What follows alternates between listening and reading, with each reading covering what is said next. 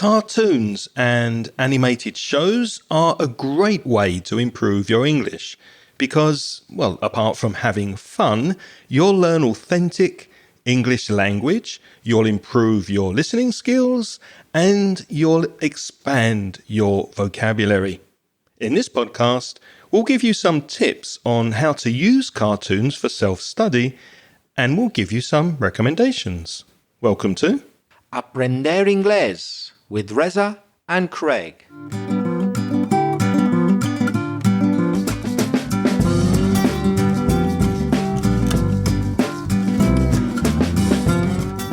Hello, and if you're a new listener to the podcast, you're very, very welcome. And if you've come back to listen again, thank you. My name's Craig. And my name's Reza. And with over 50 years of teaching between us, we'll help you improve your English and take it to the next level. Hello, Reza. How are you doing? I'm fine, Craig. I'm fine. I must admit, I was feeling a bit tired until yesterday. Maybe it's the change of weather because it's spring when we're recording, and sometimes that can make your body feel a bit out of sorts, not quite itself. But apart from that, I'm fine. I'm good, as Americans say. What about you? You look really good. You look fantastic in that lovely red and white checked shirt you're wearing that I can just about see over the top of the computer. Yeah, I'm fine. I've been busy. I'm feeling a bit tired as well because I've been busy with the conversation course, which has just finished. It was really, really good, a lot of fun, and I'm starting another one soon. So if anyone's listening and they would like to practice and improve their speaking, their conversational English, and their fluency, send me an email. I'll give you details at the end of the podcast. What level are you, or levels are you going to be running next time? We're going to continue with the levels we've been doing up until now. They've been very successful, so B2 and C1. And I'm also launching a B1 level, so an intermediate for students who maybe want a little bit more focus on the grammar, but also practice conversation and speaking a lot. So that course is also starting very, very soon. What's first this week, Reza? Well, first of all, we've got a voice message, and it comes from Angie from Colombia.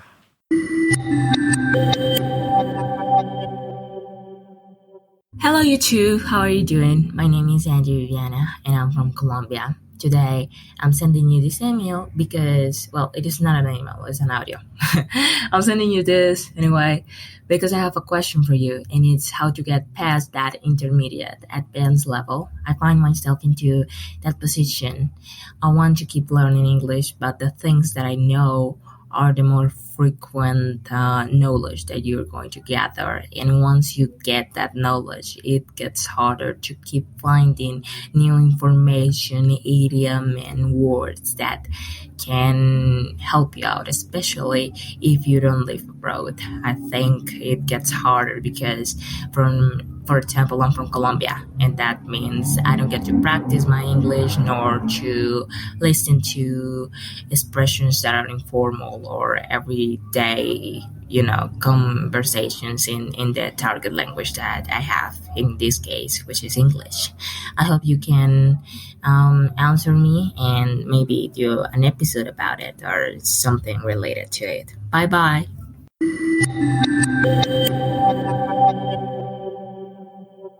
Yes, it can be a problem, can't it, Reza, when you hit that intermediate plateau with your English studies and you're living in a country in which English is not the first language. How do you practice? How do you proceed, and how do you get up to that next level? Oh, I wish I knew the answer, Angie, if there were a secret formula, because exactly that has happened to me, because I've been studying Valencian, the language spoken in the Valencia area, as well as Spanish. And I got B2, upper intermediate, fairly easily, considering how lazy I was as a student. And then C1, I tried it and failed it. And I'm a teacher of languages. I'm doing it again, and I'm optimistic, but it happened to me. There you go. C1 advanced. I got to that advanced level, and it wasn't so easy. Being lazy, doing the bare minimum wasn't quite enough to get me past the finish line with C1. It worked for B2, but it didn't for C1. Why? I didn't read enough in Valencian. I didn't spend enough time immersed in it. I didn't listen to podcasts or the radio. I didn't watch TV programs enough. I didn't read enough. And I paid the price. You've just got to put more time and effort in, don't you think, Craig? Yeah, I agree with what you're saying, but then you are in a fantastic position. You're in the wonderful, lucky situation of being able to go to one of the villages around Valencia and meet real people, real flesh and bone people who speak Valenciano, and you can speak with them in their mother tongue. I don't think Angie and many other students are in that position where they can just go out into the street and speak the language. That's true, Angie. I had it easier than you, but I didn't take advantage of my possibilities. All I can say is, since you aren't living in an English-speaking country, try to get as much exposure as possible to native speakers, whether it be through podcasts, even radio, TV, Netflix, that type of thing, TV streaming, cinema, always in the original version. And also reading books, magazines, anything online. The more exposure, the more chance of you getting past that barrier, let's say that plateau. When you get to a high point, but you can't get even higher, you're on a plateau. You can't seem to advance. But above all, if you ever do get the chance to speak, particularly in the native speakers, that's the best thing of all. But I guess, as Craig pointed out, you don't get so many opportunities. That's unfortunate. Although Angie is being proactive because she did send me an email after her voice message, and she's going to Denmark in August. We're recording this in 2023, so this year in August, to take part in a summer camp. And this is what Angie wrote. We will be talking English at all times, and I find this to be the perfect trigger. The perfect trigger. A gun has a trigger, so it starts something off. It begins something. This is the perfect trigger for pushing myself to experience new things when it comes to learning. I have a very decent English level, I agree, and I'm sure I will be able to understand the conversations and everyday moments while I'm there. Even if I were to travel right now with the knowledge I have. However, as I have been stating, maybe better to say as I have mentioned, as I have mentioned in this email, my objective is to keep updating this skill I have as far as I can this year. Absolutely. Now, Angie is only 17. She has a very, very good level for a 17-year-old. What can she do to improve her English before she goes on her trip? And what can other people do apart from the ideas that Reza mentioned before? Well, there are some apps, aren't there, Reza, that people can use on their phone to find online communities? Yes, I haven't actually used this app myself, but I discovered it. I found out about it thanks to Craig just a couple of days ago, and it looks really good. It's called Hello Talk. So it's www.hellotalk, HELLOTALK.com. And there is a certain amount of free material there. You get up to 8 conversations per day free, supported by ads.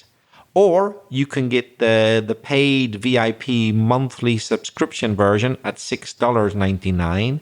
And what it allows you to do is basically do a language exchange, but online. So I guess, Angie, you will end up speaking a bit of Spanish to somebody who wants to learn Spanish, while they will be speaking English to you. And as I say, you can get up to 8 conversations per day free. After that, you've got to pay. Have you actually tried it out, Craig? No, I haven't tried it out myself, but I have spoken to many people and students who have used it.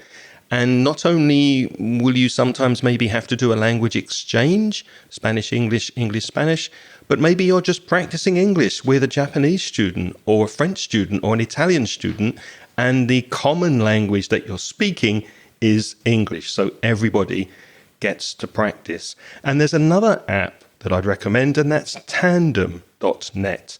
And we will put links to both of those sites, those websites, you can go to the show notes at inglespodcast.com/468 to see the information on these two recommendations. Now, Tandem, TANDEM.net, is also free for a limited access to the app, or you can pay and remove the advertisements. Now, for 1 month, you have to pay $6.99, or if you subscribe for 3 months, it goes down to $3.99, and the cheapest, if you subscribe for 1 full year, that will cost you $2.92. So $3 a month, that's not too expensive for the year. Or you could join my conversation class, Angie. That's another option. Send me an email to craig@inglespodcast.com and I'll give you information about my online classes.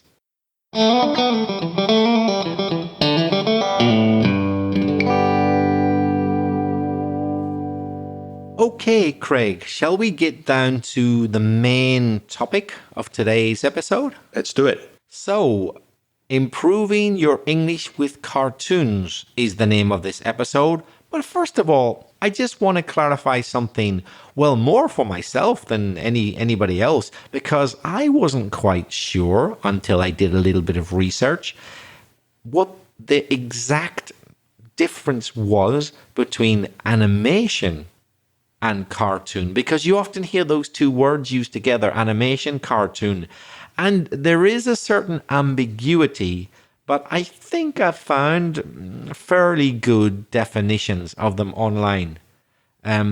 Craig, we've got a definition for animation. Can you read it out, please? Absolutely, and I'm pleased you've clarified this because I wasn't too sure either. So what is an animation? Well, it refers to the art, the process or technique of making films with drawings or with photographs, or maybe a static object, an object that doesn't move, or perhaps with computer graphics. And all of the techniques that do not fall into the category of continuous filming of live action images, well, you can call those animations. And what comes to my mind when I read that definition is an animation I like very much called Wallace and Gromit. Do you know that? I do. That's an animation because they use plasticine figures that they move incrementally, very, very slightly, and then they take photos of the movements and put the photos together to make the animation. Yeah, exactly. That's not a cartoon, it's animation for sure. So what's a cartoon then? And let me spell it first of all, because Spanish speakers often misspell the word cartoon. C-A-R-T-O-O-N, not one O, double O. If you were to write just one O, you'd have the word carton, which is a kind of small package made out of compressed paper or something like that. We're not talking about that. We're talking about cartoons. A cartoon basically can refer to two things. It can either refer to a simple, non-realistic, so it's obvious it's not real life, drawing, usually depicting a humorous situation, or really exaggerated characters. Not always, but often. This type of cartoon is often found in newspapers and magazines, and cartoons often use satire to kind of, perhaps subtly, maybe not really obviously, but in a way, criticize something. Quite often, they've got a little hidden message there. That would be a cartoon. So it's based on drawings or some kind of artwork. Have you heard of the artist Mafalda from Argentina? I have. I'm a big fan of Mafalda. Very, very funny and an excellent cartoonist. Yeah. Is he still going these days? I'm not sure. I've got a couple of books of his cartoons and they're just so well done and so clever. I love reading Mafalda. Yeah, I've seen a few as well, and they've made me laugh. So let's look at some useful expressions in the world of animation and cartoons. As Reza mentioned before, a cartoonist, I-S-T, is a person who creates cartoons, and that's a profession. If you're a cartoonist, then you draw and create cartoons. And so who or what do you see in the cartoons? Well, you see cartoon characters. For example, Mickey Mouse, Daffy Duck, Donald Duck. Who hasn't heard of those famous cartoon characters? Now, a cartoon can be a standalone drawing, just one thing with some words or without words. But if you put more than one drawing together, more than one cartoon together, you can call it a comic strip. STRIP, a comic strip. That's a sequence of drawings that tell an entertaining story. And you typically find these in newspapers, magazines. Did you read those when you were younger, Reza? I did. I read comic strips such as, do you remember the Beano and the Dandy? Of course, Whizzer and Chips. Yes. And there was one about football I used to like very much called Roy of the Rovers. Yes, Do you remember I remember that, yeah. Now, when you see a comic strip, for example, so it's on paper, and the characters, the cartoon characters, say something, you're going to see then speech bubbles or speech balloons. So if you can imagine a balloon, that's something like made out of rubber filled with air. Imagine that on the piece of paper where you're reading the comic strip, and there's direct speech of what the characters actually say. So you'll see that written in the speech bubble or the speech balloon. Of course, that doesn't apply to cartoon films, because cartoon can be on paper or cartoon can be filmed, but it's not the same as animation, remember. Cartoon filmed is film, but it's based on artwork, not animated characters. So if it's a TV cartoon, there won't probably be speech bubbles because you'll hear them talk. They can use sound. Now, these comic strips that we've mentioned, they can be put together and you have a comic book, or maybe you can call it just a comic. And one very, very popular kind of comic book from Japan is called manga. And it has a huge following, not only in Japan, but worldwide. I've never personally really got into manga. If you get into something, then you have a lot of interest in it and you're really enthusiastic about it. But I know it's very, very popular. And there's a similar one for animation, isn't there, Reza? Yes, I wasn't quite sure myself what the difference was till a few days ago, but you may, listeners, have heard of anime, and that refers to Japanese, specifically Japanese animation. So it's animation, but the Japanese are very famous for their animation and their comic books and their cartoons. So they have their own word. Anime is Japanese animation. Now, as with films and TV series, cartoons and animation have particular genres, particular types of stories. For example, it could be action, it could be adventure, comedy, drama, sci-fi or science fiction. Then, of course, we have the superheroes like Batman, Superman, etc. Then there's horror, romance, mystery. So many, many different types of genres under the umbrella of cartoons and animation. But why should you use cartoons? Why is it a good idea to use cartoons to improve your English, especially if you enjoy reading cartoons in your language? Reza, what are some of the advantages? Well, for me, one very obvious advantage is that cartoons are nearly always short. They don't last long. So that's perfect, particularly for people with a short attention span, like kids. Most young kids will not listen or look at something for very long, but it also applies to some adults. Some adults don't have a long attention span, or maybe you just don't have much time. So with a cartoon, you can get a whole story, perhaps in 5 or 10 minutes.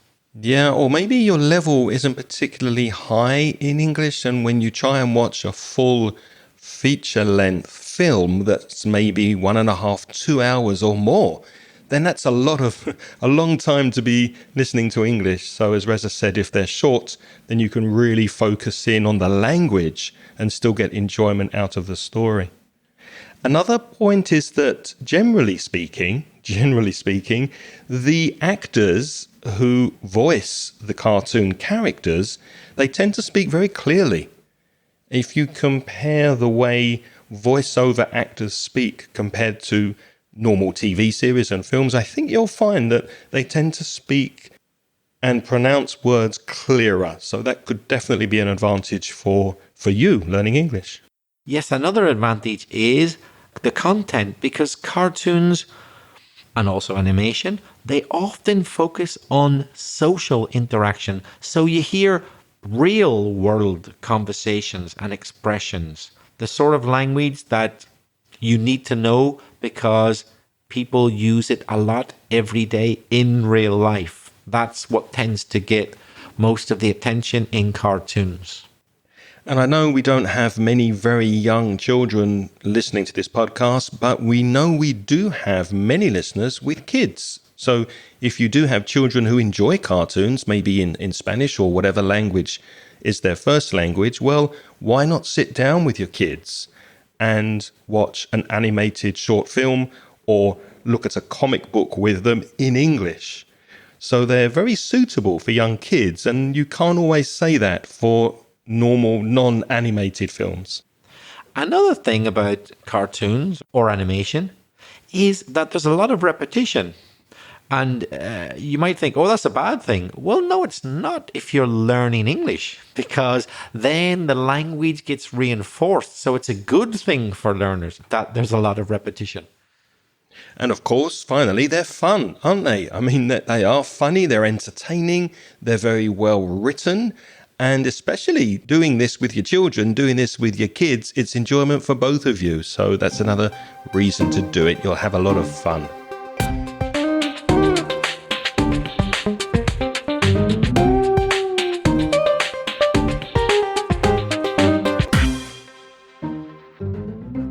So how can you use cartoons to improve your English, either by yourself or with your children? We've got one or two ideas that might be useful for you. The first thing to say is that you need to find cartoons or animated shows that are originally in English. So obviously English is the language you're learning, the language that your children are probably learning at school. So make sure that you get original version cartoons. On the whole, I would agree with that, Craig, but there are one or two famous cartoons, really good cartoons, that were really well dubbed. They were so popular that they got dubbed into a foreign language. I'm thinking above all of one I loved in the 1980s, and I know many Spanish people did as well. In English, we called it D'Artagnan and the Three Muskehounds. Do you remember that? No, I don't think I've ever seen it. If I were to sing the intro a little bit, all for one and one for all. Does that ring a bell? No? No. I know that loads of Spanish people know it because I've seen it in Spanish TV a lot. Well, it's originally French. But I was really surprised as a kid to find out, oh, this isn't originally in English. No, it was French. And loads of Spanish people were surprised to find out that it wasn't originally in Spanish. So you do occasionally get cartoons which are really well dubbed if they become popular. What was it? D'Artagnan and the Three Houndeteers? Muskehounds. Rather than Musketeers. It's a parody on D'Artagnan. Yeah, and the Musketeers. Yeah, so when you're watching these cartoons or animated shows on your screen, use subtitles if you need to, if your English is not at the level that you can understand the majority of what they're saying, then put on your subtitles. Obviously, English subtitles would be better than subtitles in your language. And when you've got your subtitles on the screen in English, you can associate the spoken words with how the words are written. So not only improving your vocabulary, but also comparing the pronunciation of the words with the way they're written in English. And one suggestion that Cara suggested when we spoke recently on this podcast is you don't have to have or subtitles on permanently or no subtitles. You can switch. So if there's a particularly difficult part in the dialogue, just put your subtitles on, clarify the vocabulary, maybe look up or check one or two words. And when you've understood that part of the animation, turn off the subtitles and continue watching. So you can, it's called toggling. You can toggle, turn on and turn off the subtitles depending on how often you need them. And though it is useful to listen and look at the subtitles if you need them, do pay attention to the dialogue, to what you're listening to, and the intonation. Focus on how the characters speak, their pronunciation, also their intonation, the voice going up and down, and the expressions they use. And why not try to copy them? Talk along with the characters. In other words, you could shadow them. Imagine you're like a shadow in the background, so you're copying what they say, the way they say it, to improve your pronunciation and your fluency. Very good advice. What I would suggest as well is to have a notebook by your side next to you with a pen or pencil. And if there's a particular word or maybe a phrase, an expression that you hear that you don't know, and maybe it's repeated 2 or 3 times, and you think, well, what does that mean? Stop the video, look up the expression or the word, write it down if it interests you. My advice here is very similar to reading. Don't stop at every single word you don't understand, because you don't need to understand every word to follow the story and understand what's happening. Only stop and note down, write down those words that maybe are preventing you from understanding or that repeat, and you've got an interest in knowing what that means because there's more chance you'll remember it. Now, as Craig said earlier, you might get really into something, like become a big fan. Well, if you're really into cartoons in general or one specific cartoon, you could join a fan group.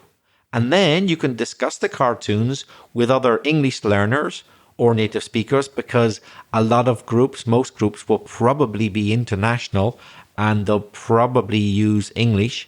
And that way, you can share your thoughts, opinions, even your favorite moments, the bits you like, maybe the bits you didn't like so much, whatever. But the important thing is you can talk and write about all of this in English with people around the world. Absolutely. And you can also look on the internet, use Google to find some supplementary materials, some extra additional resources that are connected and related to the cartoons.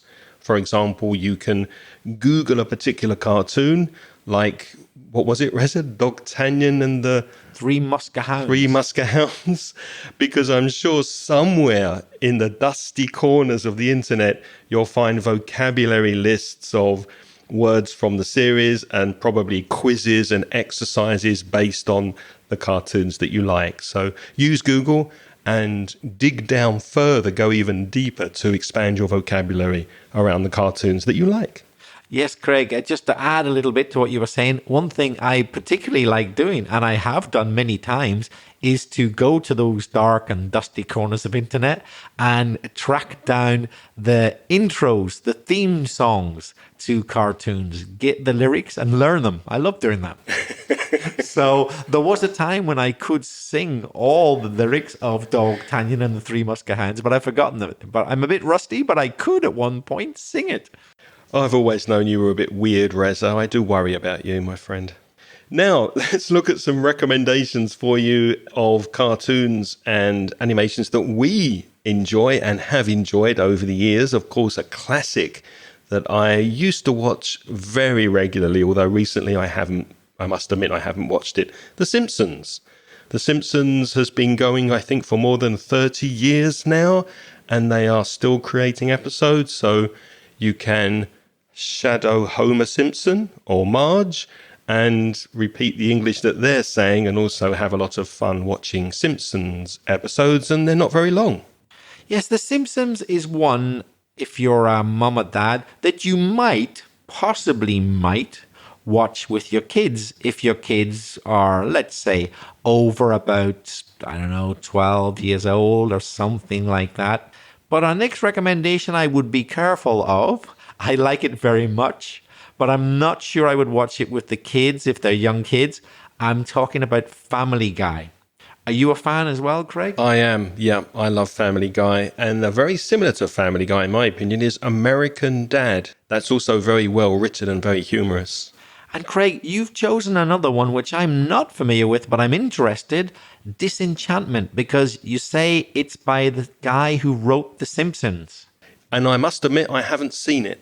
but I was doing the research for this episode and I Googled the best cartoons for learning English and for adults as well. And this one came up many, many times. So I read about Disenchantment, and I do like Matt Groening, who wrote The Simpsons. So I haven't seen it, but I know it's very, very popular and it's on Netflix. I'm going to look out for that because if Matt Groening's behind it, I'm pretty sure it must be good. He's very good. He's very clever. We got one more in our recommendations, but also like Family Guy and American Dad, be careful with that. I might not necessarily show it to the kids. That's South Park. Are you a big South Park fan, Craig? I never really got into South Park. I know it's popular. I've tried to watch it a few times and I couldn't exactly identify with the humor. So maybe I'm too old for it. I don't know. I would say of all the ones that we've recommended so far, it has the darkest humor. And it can be a bit cruel at times in a dark comic way. So I would be careful about not letting kids watch that. But for adults, it's fine. But it is popular. South Park started in 1997, so it's been running. We can use the verb to run. The program, the cartoon, the animation has been running for as many years as I've been in Spain. Now, talking about watching things with your kids, here are some recommendations for specifically watching with younger children. Peppa Pig is very popular, and I'm sure you've heard of SpongeBob SquarePants, although I don't know if they call SpongeBob SquarePants the same thing in Spain. Have they translated his name? I have no idea. Oh, yeah, Bob Esponja. Oh, okay. Yeah, okay. Yeah. He's a big star here as well. Bob Esponja. Y pantalones, how do you say square? Bueno, cuadrados. Cuadrados? I've never heard of that one. I've heard of Bob Esponja, though, for sure. Okay. One that does ring a bell, that means it's familiar to me, although I don't think I've seen any episodes, and that's Dora the Explorer. I know that's very popular with children. Dora the Explorer. And finally, another recommendation for children who are maybe a little bit older, let's say 11, 12, 13 years old, around there. Arthur, Arthur, is recommended for young teenagers. Now, all of these recommendations will be in the show notes. Go to inglespodcast.com/468.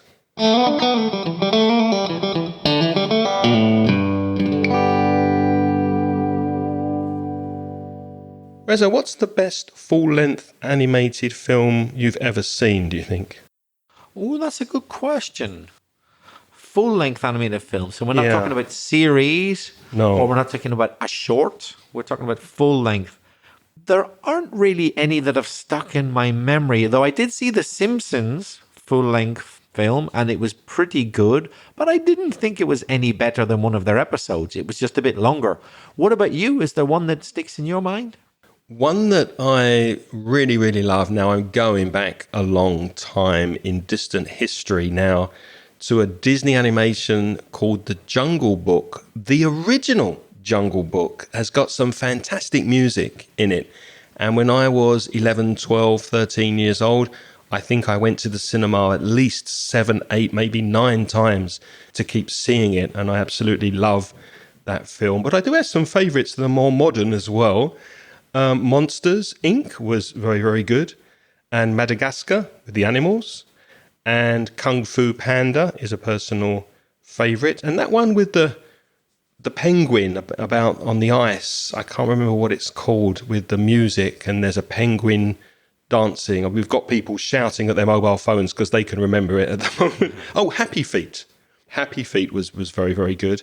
And of course, Avatar. They just released Avatar 2, I think, which I haven't seen, but the original Avatar was very creative. I have seen Avatar 2 in 3D in the cinema. It's worth giving it a Is it go. as good as the first one? No, I didn't think so. Although it's pretty good, and it is a film that's worth seeing in 3D. Right. Which I wouldn't say for all films, but because of the special effects, it is worth seeing in 3D. That particular film. Do you remember how long it is? It's about 2-3 hours long. It's too long, in my opinion. It's too long. Yeah, it could be shorter. That would be one criticism of it. Yeah, that's what I've heard. Now, Reza, if they made a cartoon about you, which actor would you choose to do the voiceover? Now, Craig, I can't think of any actor in particular who I would wish to insult by suggesting him for the role. But about 15 years ago, somebody said that I looked like, not sounded like, not my voice, but physically looked like quite a famous voice actor. I didn't see that much resemblance, perhaps a little bit. And the person is Hank Azaria. And Hank Azaria does quite a few of the characters on The Simpsons. He doesn't do Homer himself, but he does quite a lot of characters. And apparently that's quite common, actually. In one cartoon, you'll get various voices done by one voice actor. So you have to be really good at it because you don't want to make it too obvious that it's the same person doing 4 or 5 characters. So there's a real skill to that, I would say. Yeah, I know the man who does a lot of voices in Family Guy. I can't remember his name, but he's also one of the writers and a very, very skillful voiceover. And you have to remember when you change voices, which character you're speaking as, because it gets really complicated if you're doing more than 3 or 4 voices in the same cartoon, in the same script. Would you choose a particular actor for you who would do your voice? I have thought about this probably longer than I should have. And I would choose 2 people. The first one, Tom Hardy, who's a very, very, very, very big favourite of mine as an actor. And he was also from London, so I'm from London, so that would fit. And another London actor, Idris Elba, who interestingly is black. And many film production studios have been criticised for employing white voiceovers for black characters. So it will be interesting to turn the tables and have it reversed, I thought, just for the sake of equality. So Idris Elba has a fantastic voice. He's also from London, or Tom Hardy. And both great actors. I'm a fan of both of those guys as very good actors. Yeah, me too. Now, I know you're a big fan of cartoon series from when you were growing up. So tell us a few recommendations or some of the cartoons that you remember fondly with a lot of fondness and cariño in Spanish from when you were growing up. Well, this is partly for me, but it's for the listeners as well. I'm not going to mention any cartoons which aren't extremely well known. It won't take you very long to find these cartoons on Google. We're talking about cartoons which have literally millions of fans. However, if you're not of the same age as Craig and I, let's say, you might not be so familiar with them. But believe me, anybody over about 40, 45 years old will have heard of these. So Angie, who appeared in our episode with her voice message, who's 17 from Argentina. She possibly doesn't know these characters, but a lot of you will have heard of them. For example, Bugs Bunny. Come on, you can't be over, 40 years old and not have heard of Bugs Bunny. Is it possible? It's not possible.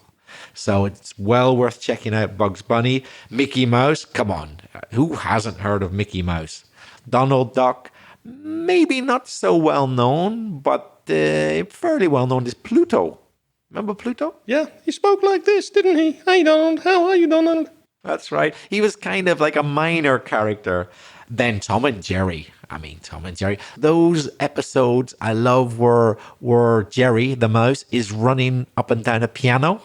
And Tom's trying to kill him on the piano. So Tom's only interested in killing him.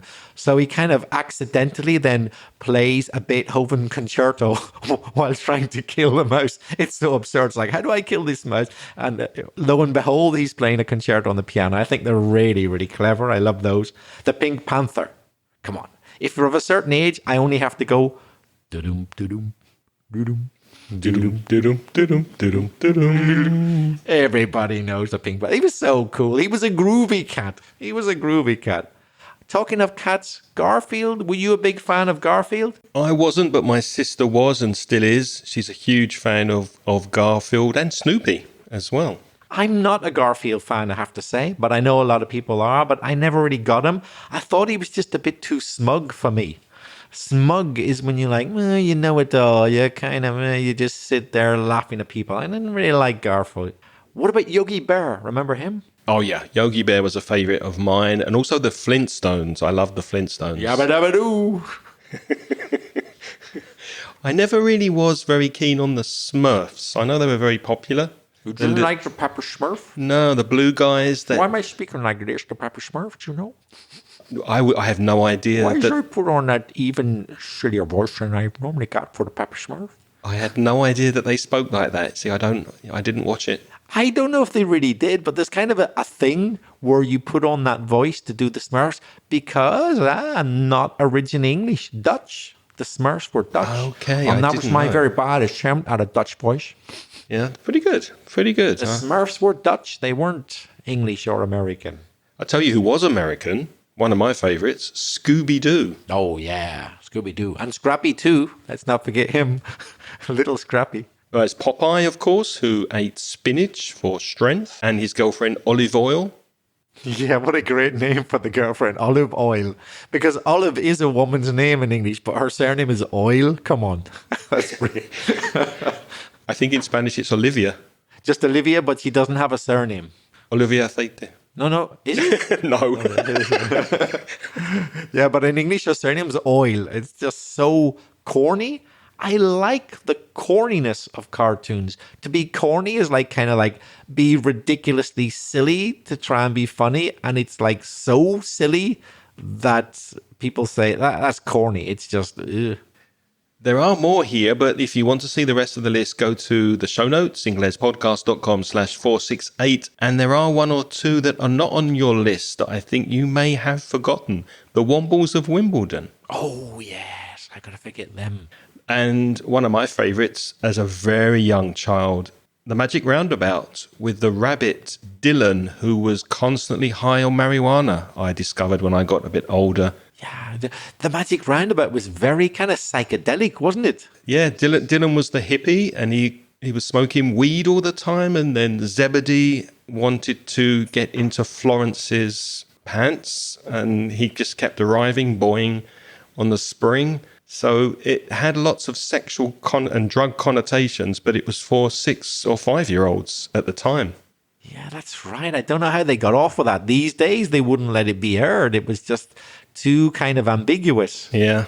Can I just finish my list with one I want to mention, which isn't quite as well known to Spaniards? Americans know it. British people of a certain age know it. But in Spain, he never really caught on. Listeners, you've got to check out Hong Kong Phooey. He's my all-time favorite because he's just so messed up. He's just like he's if anything he's an anti-hero. He's like a janitor, which is another way of saying a caretaker, a person who looks after a building, cleaning it. And one of the famous lines they always say in the cartoon opening is, "Who could be this superhero? Nobody knows. Could it be Henry, the mild-mannered janitor?" And I've always loved that expression. And I've met other Hong Kong Phooey fans, and we always quote that. The mild-mannered janitor?